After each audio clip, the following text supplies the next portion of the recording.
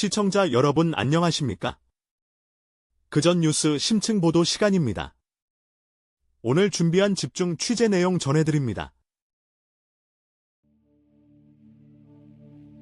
우리는 지금 국제해양 질서의 근간이 흔들리는 위기를 목도하고 있습니다. 이란 의회는 호르무즈 해협을 통과하는 선박의 통행료를 부과하고 미국과 이스라엘 선박의 항행을 명시적으로 금지하는 관리 계획안을 승인했으며 여기에 친이란 후티 반군이 공식 참전하며 홍해의 안전까지 위협하는 상황입니다.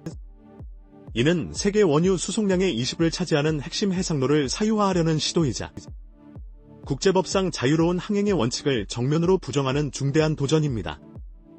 국제무역의 생명선인 이 해협이 통행료와 특정 국가 선박의 배제로 인해 막힐 경우 전 세계 에너지 공급망은 즉각적인 혼란에 빠지고 물류 비용은 천문학적으로 치솟아 세계 경제 전반에 치명적인 타격을 안길 것입니다. 이러한 일방적 통제 시도는 개방된 시장 경제 질서를 파괴하고 국제사회의 평화와 안정을 심각하게 저해하는 무책임한 행위입니다. 단편적인 사건 너머의 진짜 맥락. 그전 뉴스가 계속 짚어드리겠습니다. 눈앞의 현실은 때로 가장 직설적인 질문을 던집니다. 대한민국 기초과학의 심장이라 불리는 IBS. 즉, 기초과학연구원에서 소시지 3쪽이라는 부실한 식단이 제공되고 있다는 구본경 단장의 폭로가 충격을 안겼습니다.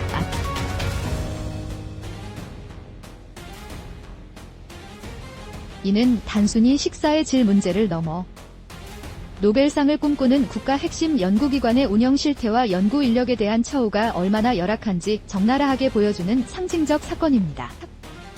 연구에 전념해야 할 과학자들이 기본적인 복지조차 보장받지 못하는 상황은 국가의 미래를 책임질 기초과학 인프라의 근본적인 취약성을 드러내며 이는 결국 국가 경쟁력 악화로 직결될 수 있습니다.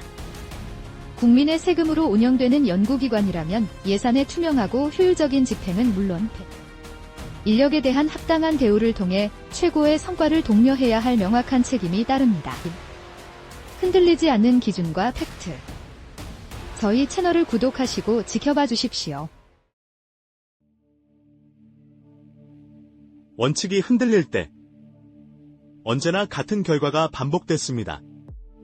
서울 주택시장에서 청년안 신주택이 나왔다 하면 흥행을 거두며 귀한 몸이 되었다는 소식은 주거비 부담에 허덕이는 청년과 신혼부부들의 절박한 현실을 그대로 보여줍니다. 합리적인 임대 조건과 장기 거주 안정성을 강점으로 내세운 이 정책은 젊은 세대의 주거 불안을 일부 해소하려는 의도에서 시작되었지만 동시에 시장의 기본적인 공급과 수요 원리를 넘어선 정부의 개입이 얼마나 큰 파급력을 가질 수 있는지 되묻게 합니다. 특정 계층에 대한 주거 지원은 단기적 효과를 낼 수 있으나 장기적으로는 공급을 위축시키거나 주변 시장의 왜곡을 초래하여 결국 전체 주택시장의 건전성을 해칠 수 있습니다. 복지라는 명목 아래 시장 가격 원칙이 무시될 때 그 비용은 결국 사회 전체가 감당해야 할 것입니다. 내일도 가장 냉철하고 정확한 분석으로 돌아오겠습니다. 우리는 지금 납세 예측 가능성이라는 중요한 원칙이 흔들리는 현상을 목격하고 있습니다. 법원이 아파트 증여세 신고 시 공시지가를 기준으로 잦은 신고했더라도 과세당국이 최대 2년 전에 유사 실거래가를 기준으로 시가 재평가하여 추가 세금을 부과하는 것이 정당하다고 판결했습니다. 이 판결은 기존 공시지가를 통한 세금 납부가 안전하다고 여겼던 많은 납세자들에게 혼란을 야기하며 재산권 행사에 대한 예측 불가능성을 크게 높이는 결과를 초래합니다. 시장의 현실을 반영하는 것은 중요하지만 과세의 기준이 사후적으로 소급 적용되거나 예측 불가능하게 변동하는 것은 법치주의와 시장 경제의 투명성을 해치는 요소로 작용할 수 있습니다. 정부는 납세자가 신뢰할 수 있는 명확하고 일관된 과세 기준을 제시하여 국민의 재산권 보호와 조세 행정의 안정성을 담보해야 할 책임이 있습니다. 단편적인 사건 너머의 진짜 맥락. 그전 뉴스가 계속 짚어드리겠습니다. 오늘 준비한 심층 소식은 여기까지입니다. 진실을 향한 멈추지 않는 시선, 그전 뉴스였습니다. 고맙습니다.